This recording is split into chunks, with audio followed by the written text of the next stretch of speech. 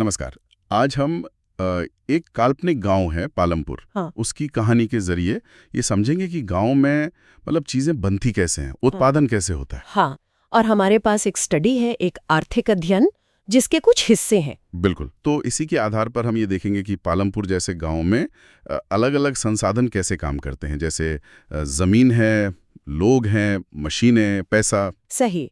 ये सब मिलकर जो जरूरी सामान और सेवाएं हैं वो कैसे बनती हैं, मतलब गांव में उत्पादन की पूरी व्यवस्था कैसे चलती है, इसे समझने की कोशिश करेंगे। और ये जो जानकारी है ये पश्चिमी उत्तर प्रदेश में बुलंदशहर जिले का एक गांव है, उसके अध्ययन पर आधारित है। पालमपुर नाम काल्पनिक है पर कहानी असली सर्वे पर है।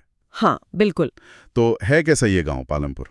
देखिए, पालमपुर जो है वो अपने आसपास के गांव और कस्बों से काफी अच्छी तरह जुड़ा हुआ है। अच्छा।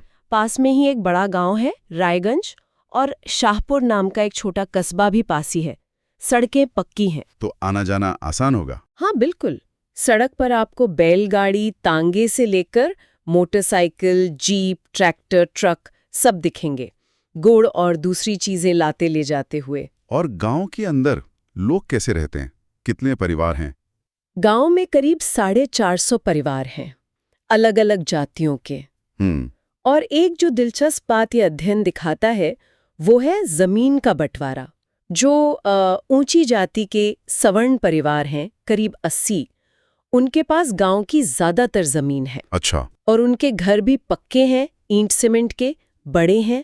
दूसरी तरफ गांव की लगभग 1/3 आबादी वो अनुसूचित जाति यानी दलितों की है। और उनके घर? उनके घर गांव के एक कोने में है, छोटे हैं और ज्यादातर मिट्टी और फूस के बने, मतलब कच्चे घर हैं।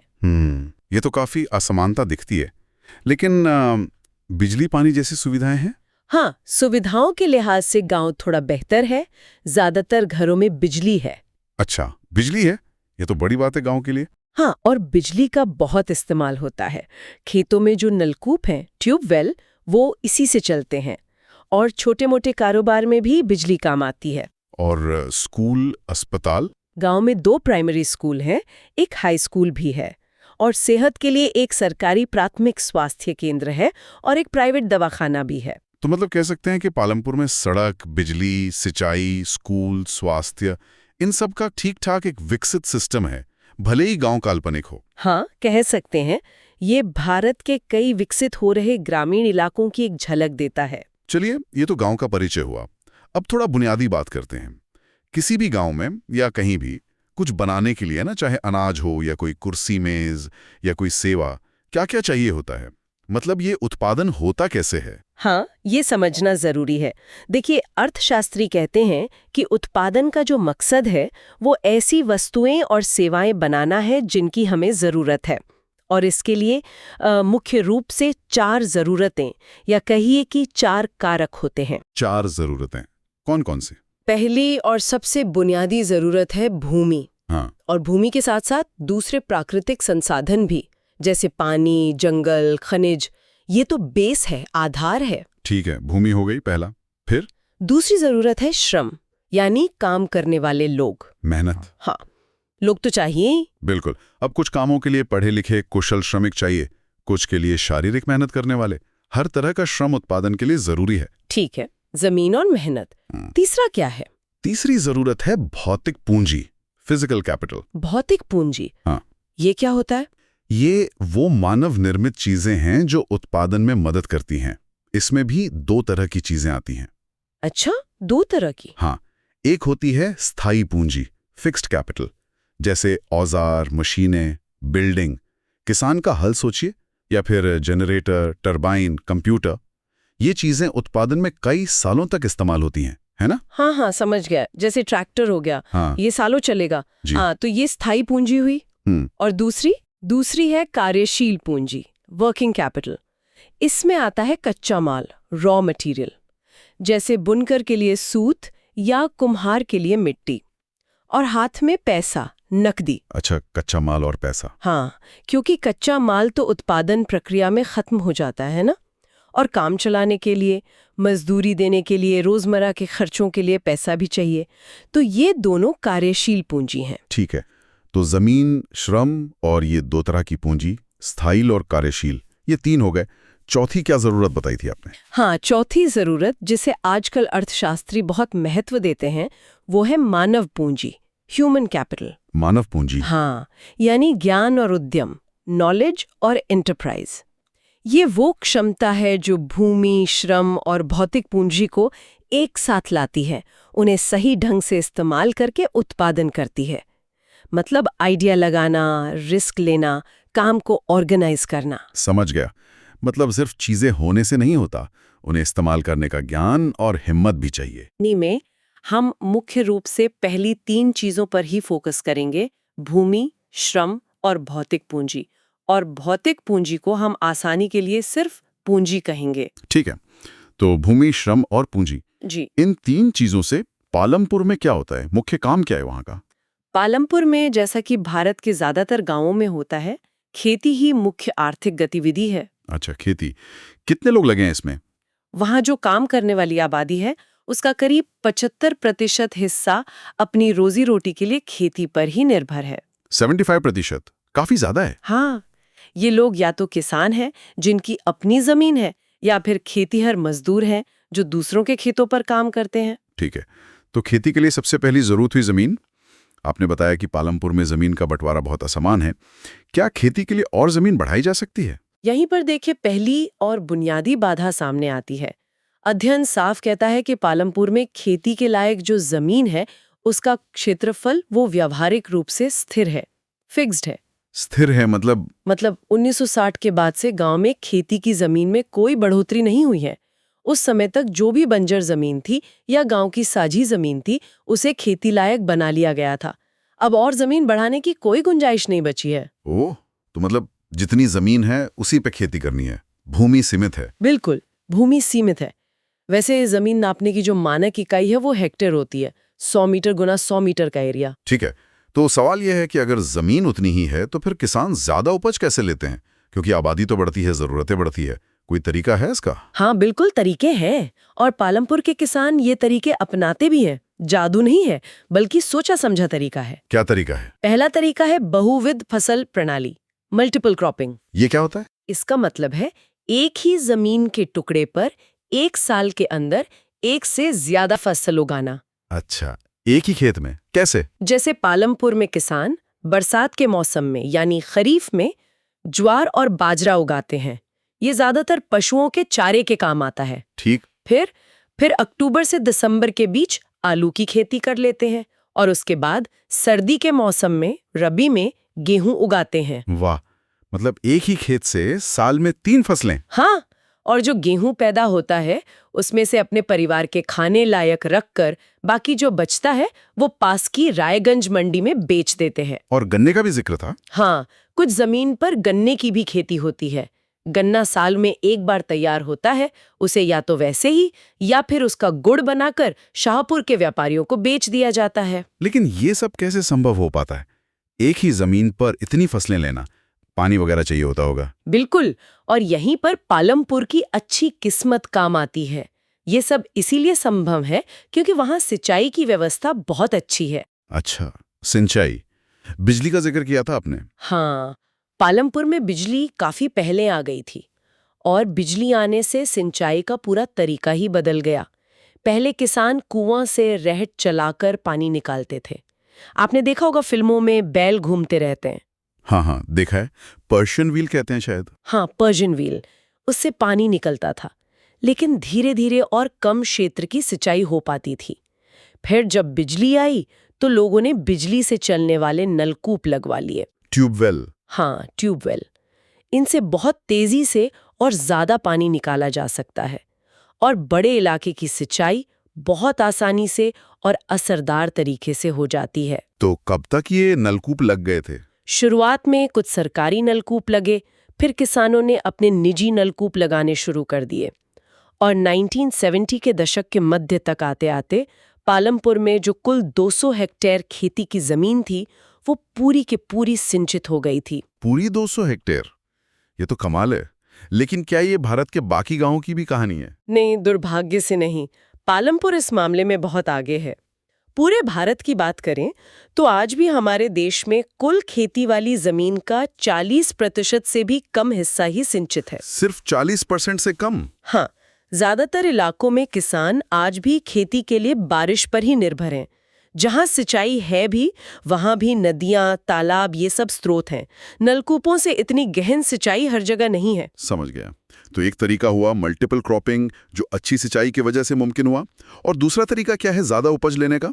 दूसरा और शायद ज्यादा असरदार तरीका है आधुनिक कृषि विधियां अपनाना, मॉडर्न फार्मिंग मेथड्स। आधुनिक विधियां जैसे? इसमें सबसे बड़ा बदलाव आया 1960 के दशक के आखिर में, जब भारत में हरित क्रांति हुई, ग्रीन रेवोल्यूशन। हाँ, हरित क्रांति का नाम तो सुना है। इसमें क्या हुआ था? हरित क्रांति ने भारतीय किसानों को, खासकर पंजाब, हरियाणा और पश्चिमी उत्तर प्रदेश के किसानों को ज्यादा उपज देने वाले बीजों से परिचित कराया। HYV seeds, high yielding varieties. HYV बीज? हाँ। इनमें क्या खास बात थी? इन बीजों की खासियत ये थी कि एक ही पौधे पर पारंपरिक बीजों की तुलना में कहीं ज्यादा मात्रा में अनाज के दाने लगते थे। ओह! नतीजा ये हुआ कि उसी 1 हेक्टेयर जमीन से उपज कई गुना बढ़ गई। पालमपुर का ही उदाहरण ले, पहले जो पारंपरिक बीज इस्तेमाल होते थे उनसे गेहूं की उपज करीब 1300 किलो प्रति हेक्टेयर होती थी। 1300 किलो? हाँ, ठीक है। लेकिन जब किसानों ने HYV बीज इस्तेमाल करना शुरू किया तो उपज बढ़कर 3200 किलो प्रति हेक्टेयर तक पहुंच गई। 3200 किलो? ये तो दुगने से भी ज्यादा हो गया। हाँ, बहुत बड़ा उछाल था। किसानों के पास अब बेचने के लिए पहले से कहीं ज्यादा अनाज होता था। लेकिन क्या ये HYV बीज ऐसे ही ज्यादा उपज दे देते थे या इनके लिए कुछ और भी चाहिए था? हाँ, यहीं पर बात आती है। इन HYV बीजों को अपनी पूरी क्षमता से उपज देने के लिए कुछ चीजें ज्यादा चाहिए होती थीं। क्या चीजें? एक तो इन्हें पानी बहुत ज्यादा चाहिए होता था।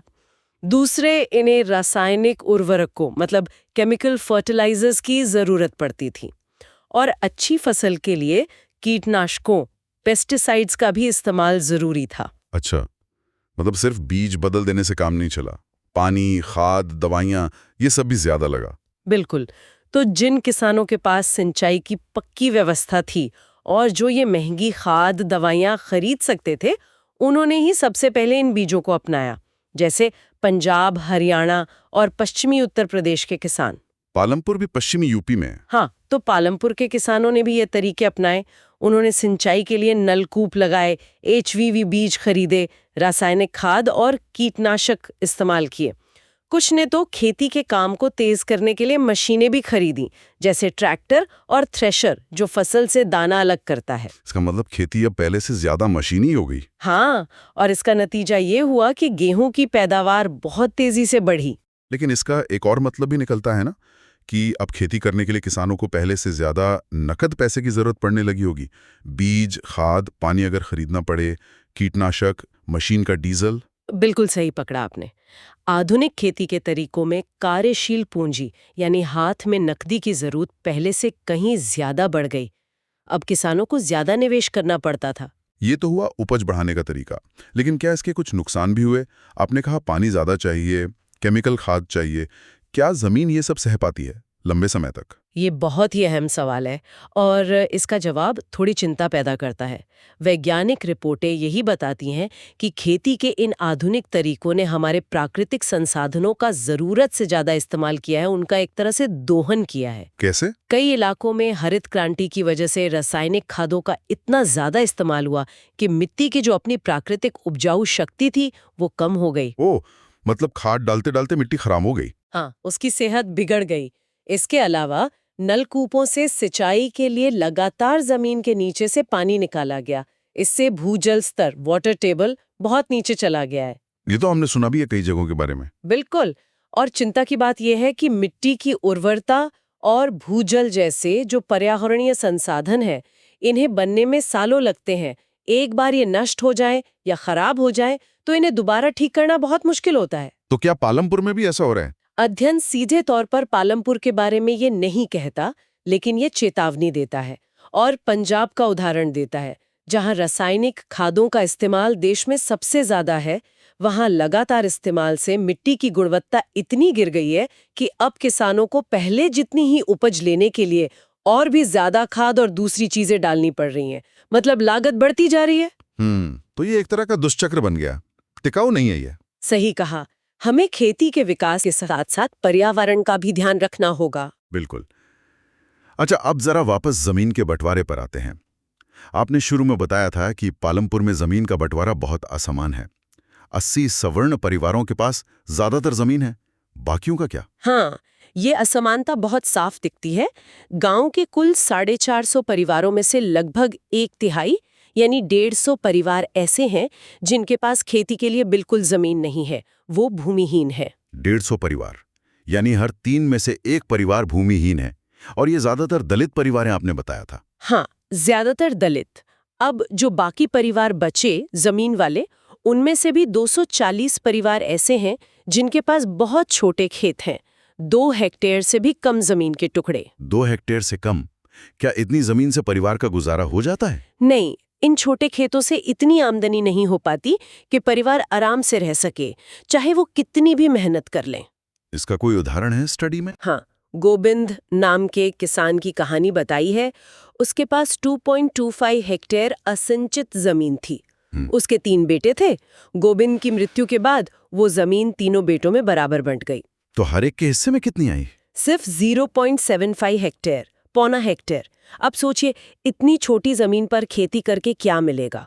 भले ही अब सिंचाई सुधर गई हो, आधुनिक तरीके अपना लिए हों, फिर भी इतने छोटे खेत से परिवार का गुजारा चलाना बहुत मुश्किल है। तो फिर ये लोग क्या करते हैं? उन्हें साल के कुछ हिस्से में अपने खेत पर काम करने के बाद बाकी समय में मजदूरी ढूंढनी पड़ती है, अतिरिक्त काम करना पड़ता है। ये तो हुई छोटे किसानों की बात। और दूसरी तरफ जैसे हमने कहा, गांव की आधे से ज्यादा खेती की जमीन पर बड़े खेत हैं। पालमपुर में मध्यम और बड़े किसानों के 7 परिवार हैं। मध्यम और बड़े किसान मतलब जिनके पास 2 हेक्टेयर से ज्यादा जमीन है? हाँ, जिनके पास 2 हेक्टेयर से ज्यादा जमीन है। और इनमें से भी कुछ बड़े किसान तो ऐसे हैं जिनके पास 10 हेक्टेयर या उससे भी ज्यादा जमीन है। 10 हेक्टेयर, ये तो काफी बड़ा हुआ। बिल्कुल। तो आप देख सकते हैं कि जमीन का वितरण कितना असमान है। कुछ लोगों के पास बहुत ज्यादा, कुछ के पास बहुत कम और बहुतों के पास कुछ भी नहीं।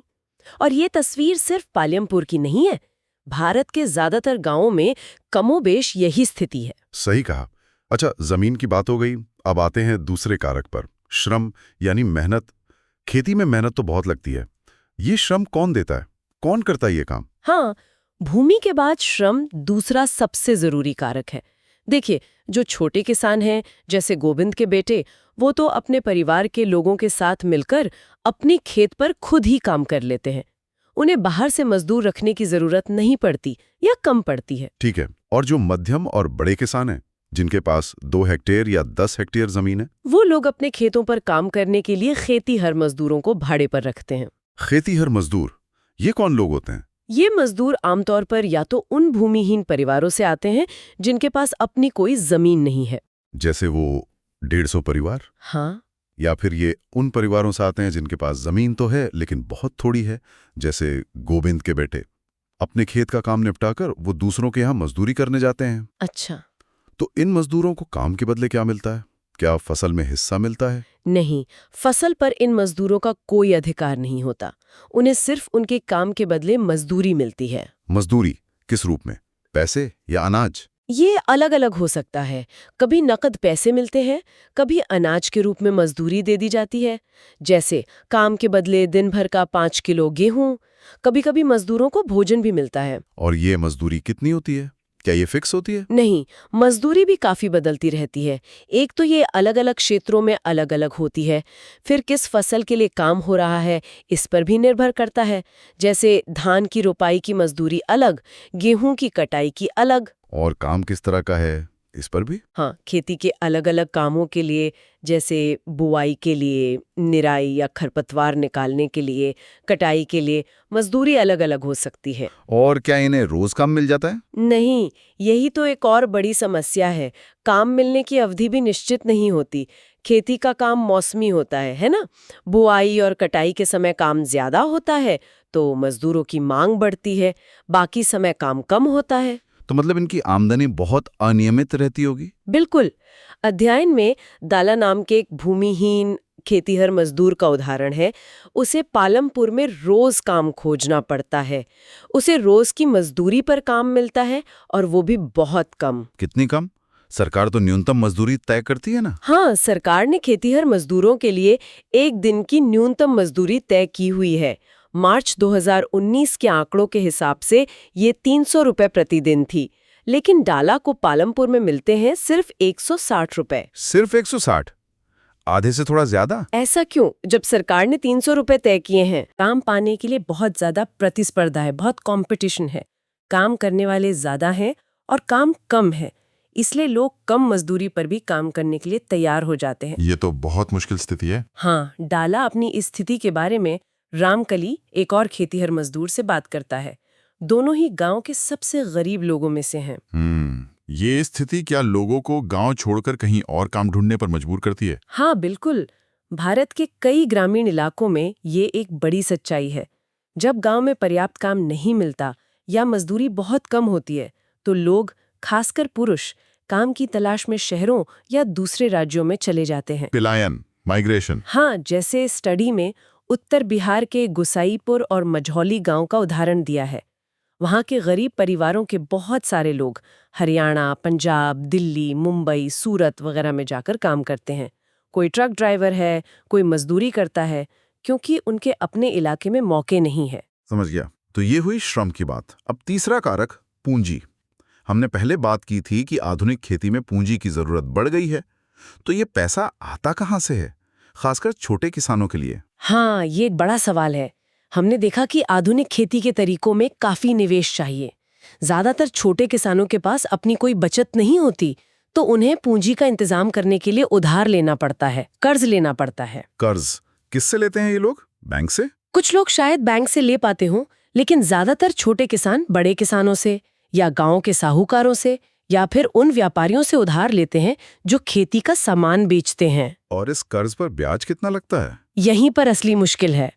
इन स्रोतों से लिए गए कर्ज पर ब्याज की दर आमतौर पर बहुत ऊंची होती है, बहुत ज्यादा, और इस कर्ज को चुकाना छोटे किसानों के लिए एक बहुत बड़ा बोझ बन जाता है। कोई कहानी है इसकी भी? हाँ, सविता नाम की एक छोटी किसान का उदाहरण दिया गया है। सविता के पास 1 हेक्टेयर जमीन है। वो उस पर गेहूं उगाने की योजना बना रही है। ठीक है। अब गेहूं उगाने के लिए उसे बीज चाहिए, खाद चाहिए, कीटनाशक चाहिए। इनके अलावा उसे खेतों में पानी देने के लिए पानी खरीदना पड़ेगा और अपने खेती के औजारों की मरम्मत भी करानी पड़ेगी। तो इन सब में खर्चा आएगा? हाँ, सविता हिसाब लगाती है कि इन सब चीजों के लिए, यानी कार्यशील पूंजी के रूप में, उसे कम से कम 3,000 रुपए नकद चाहिए होंगे। 3,000 रुपए? क्या उसके पास हैं इतने पैसे? नहीं, उसके पास पैसे नहीं है, तो वो फैसला करती है कि तेजपाल सिंह से कर्ज लेगी। तेजपाल सिंह गांव का एक बड़ा किसान है। अच्छा, वही जिसके पास काफी जमीन थी? हाँ, अब सविता तेजपाल सिंह के पास जाती है। तेजपाल सिंह उसे 3,000 रुपए का कर्ज देने के लिए तैयार हो जाता है, लेकिन बहुत ऊंची ब्याज दर पर। कितनी ऊंची? 24% की दर से, वो भी सिर्फ 4 महीने के लिए। अगर इसे सालाना हिसाब से देखें तो ये बहुत ज्यादा ब्याज हुआ। 24% 4 महीने के लिए? ये तो सच में बहुत ज्यादा है। हाँ, लेकिन बात यहीं खत्म नहीं होती। तेजपाल सिंह एक और शर्त रखता है। एक और शर्त? वो क्या? वो सविता से ये वादा भी लेता है कि जब फसल कटेगी, कटाई का मौसम आएगा, तो वो तेजपाल के खेतों में एक खेतियार मजदूर के रूप में काम करेगी, और वो भी सिर्फ 100 रुपए प्रतिदिन की मजदूरी पर। सिर्फ 100 रुपए? अभी तो हमने सुना कि डाला को 160 रुपए मिलते थे, जो खुद ही न्यूनतम मजदूरी से कम थे। ये तो और भी कम है। बिल्कुल, सविता जानती है कि ये मजदूरी बहुत कम है और कटाई के समय वैसे भी काम बहुत मेहनत का होता है। ऊपर से उसे अपने खेत पर भी काम करना है और घर पर बच्चों की देखभाल भी करनी है। तो फिर वो मान क्यों जाती है? वो मान जाती है क्योंकि उसे पता है कि छोटे किसानों को कर्ज मिलना कितना मुश्किल है।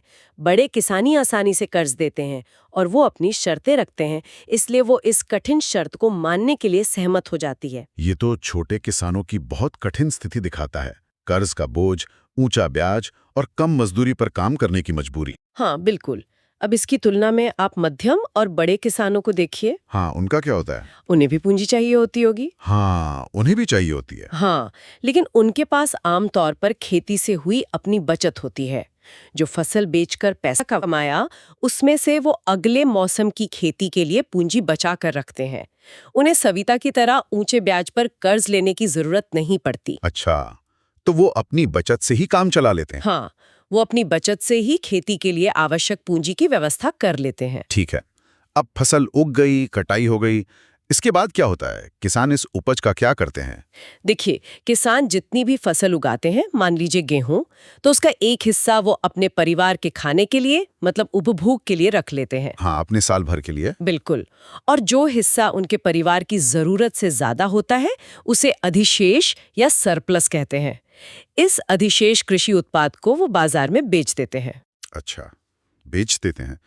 तो क्या सभी किसानों के पास बेचने के लिए अधिशेष होता है? सविता और गोविंद के बेटों जैसे छोटे किसान। नहीं, यही बात है। सविता और गोविंद के बेटों जैसे जो छोटे किसान हैं, उनके पास जमीन ही इतनी कम होती है कि कुल उत्पादन ही बहुत ज्यादा नहीं होता। उसमें से परिवार के लिए रखने के बाद बेचने के लिए या तो बहुत कम बचला है या कुछ भी नहीं बचता। उनका अधिशेष बहुत कम या शून्य होता है। तो फिर बाजार में जो गेहूं या दूसरा अनाज बिकने आता है, वो कौन लाता है? वो मुख्य रूप से गांव के मध्यम और बड़े किसान ही बाजार में आपूर्ति करते हैं। जिनके पास ज्यादा जमीन है, उनकी उपज ज्यादा होती है और परिवार के लिए रखने के बाद भी उनके पास बेचने के लिए काफी मात्रा में अधिशेष बचता है। जैसे वो तेजपाल सिंह। हाँ, तेजपाल सिंह का उदाहरण ले। स्टडी बताती है कि उसके पास अपनी सारी जमीन से कुल मिलाकर 350 क्विंटल अधिशेष गेहूं था। 350 क्विंटल? ये तो बहुत हुआ। हाँ, वो इस सारे गेहूं को रायगंज के बाजार में ले जाकर बेच देता है और इससे उसे अच्छी खासी कमाई होती है। तो इस कमाई का वो क्या करता है? तेजपाल सिंह इस पैसे का कई तरह से इस्तेमाल करता है। कुछ पैसा वो बैंक में जमा करके अपनी बचत बढ़ाता है। ठीक है। कुछ पैसे का इस्तेमाल वो सविता जैसे छोटे किसानों को कर्ज देने के लिए करता है, जिससे उसे ब्याज मिलता है। हाँ, वो 24% वाला ब्याज। बिल्कुल।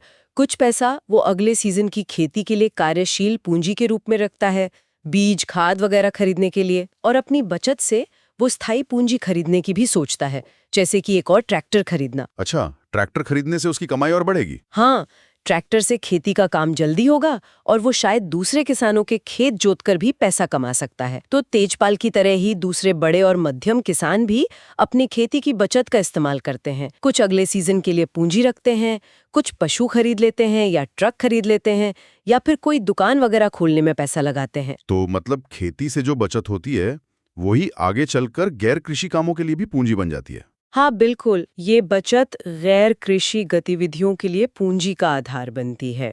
तो खेती की ये जो पूरी तस्वीर हमने देखी पालमपुर की, ये थोड़ी मिली जुली है। उपज बढ़ी है आधुनिक तरीकों से, लेकिन लागत भी बढ़ी है, पर्यावरण पर असर है, जमीन का बंटवारा असमान है, छोटे किसान कर्ज में हैं, मजदूरों को पूरी मजदूरी नहीं मिलती। तो क्या पालमपुर में लोग सिर्फ खेती पर ही निर्भर हैं या अपनी गुजर बसर के लिए कुछ और भी करते हैं? नहीं, सिर्फ खेती पर निर्भर नहीं है। हमने शुरू में बात की थी कि गांव की लगभग 75% कामगार आबादी खेती में लगी है। इसका मतलब बाकी 25% लोग कुछ और काम करते हैं। अच्छा, 25%। ये गैर कृषि गतिविधियां हुई। हाँ, नॉन फार्म एक्टिविटीज। पालमपुर में ऐसी कई गतिविधियां होती हैं। हालांकि खेती के मुकाबले इनका पैमाना अभी छोटा है। क्या क्या काम होते हैं इनमें? एक जो काफी आम गतिविधि है वो है डेयरी, दूध का काम। अच्छा, पशुपालन। हाँ, कई परिवारों के पास भैंसें हैं। वो उन्हें तरह तरह की घास और बरसात के मौसम में उगने वाली ज्वार बाजरा खिलाते हैं, और जो दूध होता है उसे पास के बड़े गांव रायगंज में बेच देते हैं। रायगंज में कौन खरीदता है ये दूध? शाहपुर कस्बे के 2 व्यापारियों ने रायगंज में दूध इकट्ठा करने और उसे ठंडा रखने के केंद्र खोल रखे हैं, चिलिंग सेंटर्स। वहां से ये दूध फिर दूर दराज के शहरों और कस्बों में भेजा जाता है। ठीक है, तो डेयरी एक काम हो गया, और क्या होता है? दूसरा है लघु स्तरीय विनिर्माण, स्मॉल स्केल मैन्युफैक्चरिंग। विनिर्माण मतलब फैक्ट्रियां हैं क्या गांव में? नहीं, फैक्ट्रियां नहीं। पालमपुर में विनिर्माण का काम बहुत छोटे पैमाने पर होता है। शहरों की बड़ी फैक्ट्रियों जैसा बिल्कुल नहीं है। इसमें उत्पादन के तरीके बहुत सरल होते हैं और ज्यादातर काम घरों पर या खेतों में ही कर लिया जाता है। इसमें बाहर से मजदूर भी कम ही रखे जाते हैं। ज्यादातर परिवार के लोग ही मिलकर काम कर लेते हैं। अच्छा, किस तरह की चीजें बनाते हैं? कोई उदाहरण? मिश्री लाल का उदाहरण है। मिश्री लाल ने गन्ना पेरने की एक मशीन खरीदी है जो बिजली से चलती है। पहले ये काम बैलों से होता था, पर अब मशीन से हो जाता है। ठीक है, तो वो क्या करता है इस मशीन से? वो किसानों से गन्ना खरीदता है, उसे पेर कर गुड़ बनाता है और फिर उस गुड़ को शाहपुर के व्यापारियों को बेच देता है। इस प्रक्रिया में उसे थोड़ा मुनाफा हो जाता है। तो एक तरह का छोटा कारखाना हो गया। और कितने लोग हैं ऐसे कामों में? बहुत ज्यादा नहीं। स्टडी बताती है कि पालमपुर में 50 से भी कम लोग विनिर्माण कार्यों में लगे हैं। काफी कम है। तीसरा काम क्या है गैर कृषि में? तीसरा है दुकानदारी, शॉपकीपर्स। अच्छा, गांव की दुकान है। हाँ, पालमपुर में व्यापार करने वाले यानी दुकानदार बहुत ज्यादा नहीं है। ये लोग शहरों के थोक बाजारों से कई तरह का सामान खरीदते हैं और फिर उसे गांव में लाकर बेचते हैं। किस तरह की दुकानें हैं? गांव में आपको छोटी छोटी जनरल स्टोर्स मिल जाएंगी, किराना दुकानें, जहाँ चावल, गेहूं, चीनी, तेल, बिस्कुट, साबुन, टूथपेस्ट, बैटरी, मोमबत्तियां, कॉपी, पेन, पेंसिल, मतलब रोजमर्रा की लगभग सभी छोटी मोटी चीजें बिकती हैं। हाँ, जैसे आमतौर पर गांव में होती हैं। बिल्कुल। और कुछ परिवारों ने, जिनके घर बस स्टैंड के नजदीक है, उन्होंने अपने घर के ही एक हिस्से में छोटी दुकानें खोल ली हैं, जहां वे खाने पीने की चीजें बेचते हैं। अच्छा। कोई नया तरह का काम भी शुरू हुआ है दुकानदारी में। हाँ, एक दिलचस्प उदाहरण करीम का है। करीम ने गांव में कंप्यूटर क्लास सेंटर खोला है। कंप्यूटर क्लास गांव में? हाँ, उसने देखा कि गांव के कई छात्र कंप्यूटर सीखने के लिए पास के शाहपुर कस्बे जा रहे थे, तो उसे आइडिया आया कि क्यों ना गांव में ही ये सुविधा दी जाए। उसने कुछ कंप्यूटर खरीदे और अपने घर के बाहर वाले कमरे में ही क्लास शुरू कर दी। ये तो बहुत अच्छा सोचा उसने। हाँ, और अच्छी बात ये है कि इस काम में उसने गांव की ही 2 ऐसी महिलाओं को रोजगार दिया है जिनके पास कंप्यूटर एप्लीकेशन में डिग्री थी। तो गांव के लोगों को गांव में ही काम मिल गया और छात्रों को भी शहर जाने की जरूरत नहीं रही। ये बढ़िया उदाहरण है।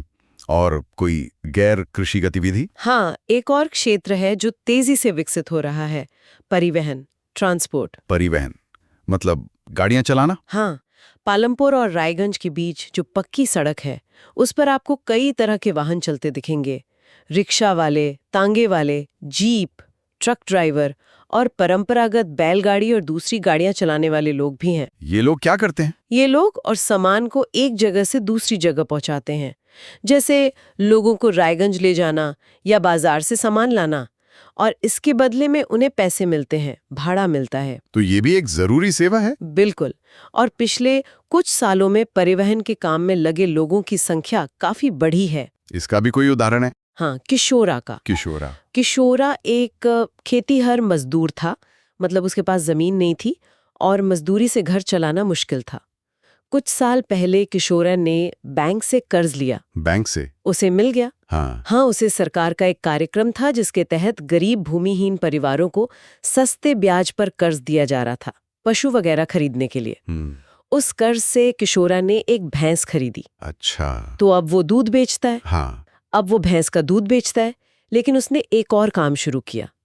उसने अपनी भैंस के पीछे एक लकड़ी की गाड़ी जोड़ ली है, भैंसा बुग्गी टाइप की। हाँ। और अब वो उस गाड़ी से परिवहन का काम भी करता है।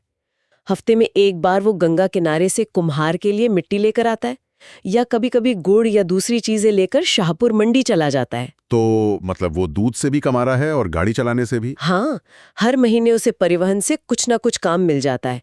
नतीजा ये हुआ कि किशोरा अब पिछले कुछ सालों की तुलना में ज्यादा कमाने लगा है।